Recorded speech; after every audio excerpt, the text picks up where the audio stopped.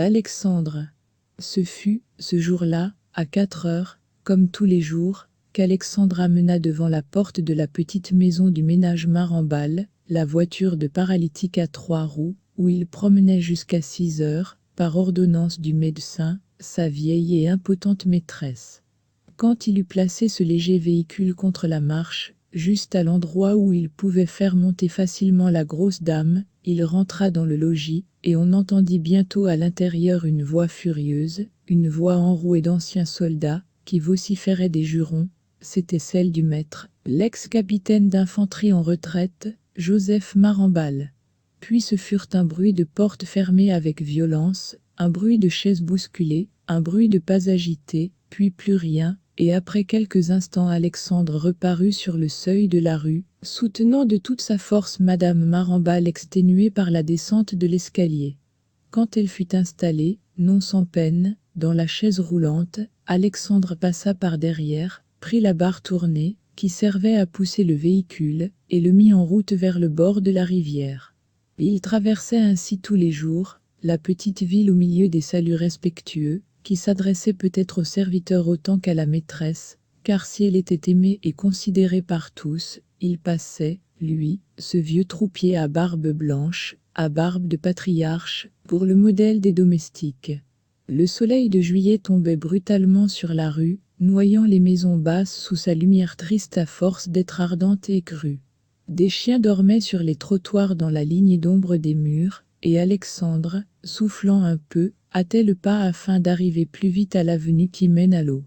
Madame Marambal sommeillait déjà sous son ombrelle blanche, dont la pointe abandonnée allait parfois s'appuyer dans le visage impassible de l'homme. Lorsqu'ils eurent atteint l'allée des Tilleuls, elle se réveilla tout à fait sous l'ombre des arbres, et elle dit d'une voix bienveillante : « Allez plus doucement, mon pauvre garçon, vous allez vous tuer par cette chaleur. » Elle ne songeait point, la brave dame, dans son égoïsme naïf que, si elle désirait maintenant aller moins vite, c'était justement parce qu'elle venait de gagner l'abri des feuilles. Près de ce chemin couvert par les vieux tilleuls taillés en voûte, la navette coulait dans un lit tortueux entre deux haies de saules. Les glouglous des remous, des sauts sur les roches, des brusques détours du courant, semaient, tout le long de cette promenade, une douce chanson d'eau et une fraîcheur d'air mouillé. Après avoir longuement respiré et savouré le charme humide de ce lieu, madame Marambal murmura : « Allons, ça va mieux. » Mais il n'était pas bien levé aujourd'hui.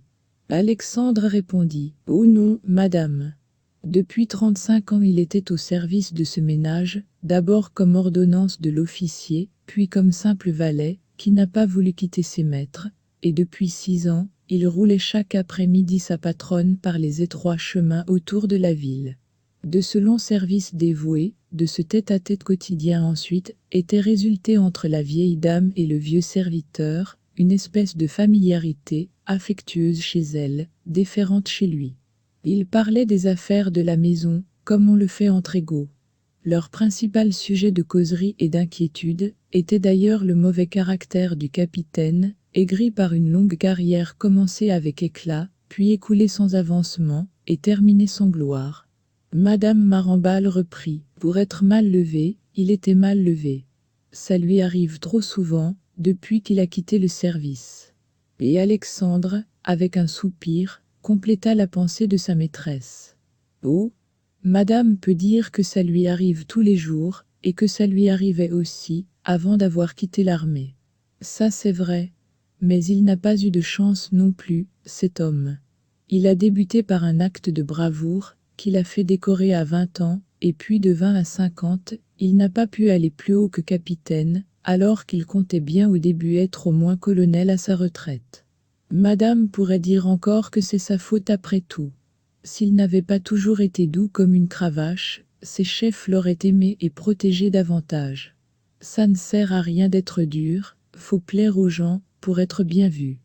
Qu'il nous traite comme ça, nous autres, c'est notre faute aussi, puisque ça nous plaît de rester avec lui, mais pour les autres c'est différent. » Madame Marambal réfléchissait. Oh, depuis des années et des années, elle songeait ainsi chaque jour aux brutalités de son mari, qu'elle avait épousé autrefois, voilà bien longtemps, parce qu'il était bel officier, décoré tout jeune, et plein d'avenir, disait-on. comme on se trompe dans la vie. Elle murmura: « Arrêtons-nous un peu, mon pauvre Alexandre, et reposez-vous sur votre banc. » C'était un petit banc de bois à moitié pourri planté au détour de l'allée pour les promeneurs du dimanche. Chaque fois qu'on venait de ce côté, Alexandre avait coutume de souffler quelques minutes sur ce siège. Il s'y assit, et prenant dans ses deux mains, avec un geste familier et plein d'orgueil, sa belle barbe blanche ouverte en éventail, il la serra, puis la fit glisser en fermant les doigts, jusqu'à la pointe qu'il retint quelques instants sur le creux de son estomac, comme pour l'y fixer et constater une fois de plus la grande longueur de cette végétation. Madame Marambal reprit: « Moi, je l'ai épousé, il est juste et naturel que je supporte ses injustices, mais ce que je ne comprends pas, c'est que vous l'ayez enduré aussi, vous, mon brave Alexandre. » Il fit un mouvement vague des épaules et dit seulement: « Oh, moi, madame. » Elle ajouta: « En effet, j'y ai souvent pensé. Vous étiez son ordonnance, quand je l'ai épousé, et vous ne pouviez guère faire autrement que de le supporter. Mais depuis, pourquoi êtes-vous resté avec nous qui vous payons si peu, et qui vous traitons si mal, alors que vous auriez pu faire comme tout le monde, vous établir, vous marier, avoir des enfants, créer une famille ?» Il répéta: « Oh, moi, madame, c'est différent. » Fermez les guillemets, puis il se tut, mais il tirait sur sa barbe comme s'il eût sonné une cloche qui résonnait en lui, comme s'il eût cherché à l'arracher, et il roulait des yeux effarés d'homme plongé dans l'embarras. Madame Marambal suivait sa pensée. « Vous n'êtes pas un paysan. Vous avez reçu de l'éducation. » Il l'interrompit avec fierté. « J'avais étudié pour être géomètre arpenteur, madame. » « Alors, pourquoi êtes-vous resté près de nous, à gâcher votre existence ?» Il balbutia: « C'est comme ça, c'est comme ça. C'est la faute de ma nature. » « Comment, de votre nature ?»« Oui, quand je m'attache, et c'est fini. » Elle se mit à rire. « Voyons, vous n'allez pas me faire croire que les bons procédés et la douceur de Marambal vous ont attaché à lui pour la vie. » Il s'agitait sur son banc, la tête visiblement perdue, et il marmotta dans les longs poils de sa moustache: « C'est pas lui, c'est vous. » La vieille dame, qui avait une figure très douce, couronnée entre le front et la coiffure par une ligne neigeuse de cheveux frisés papillotés chaque jour avec soin et luisants, comme des plumes de cygne, fit un mouvement dans sa voiture, et contempla son domestique, avec des yeux très surpris. « Moi, mon pauvre Alexandre. Comment ça ?» Il se mit à regarder en l'air, puis de côté, puis au loin, en tournant la tête, comme font les hommes timides forcés d'avouer des secrets honteux. Puis il déclara avec un courage de troupier, à qui on ordonne d'aller au feu: « C'est comme ça.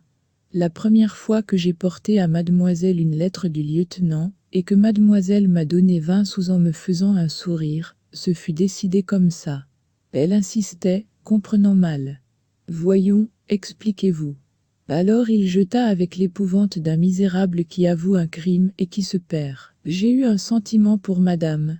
Voilà. » Elle ne répondit rien, cessa de le regarder, baissa la tête et réfléchit. Elle était bonne, pleine de droiture, de douceur, de raison et de sensibilité. Elle songea, en une seconde, à l'immense dévouement de ce pauvre être, qui avait renoncé à tout, pour vivre à côté d'elle, sans rien dire.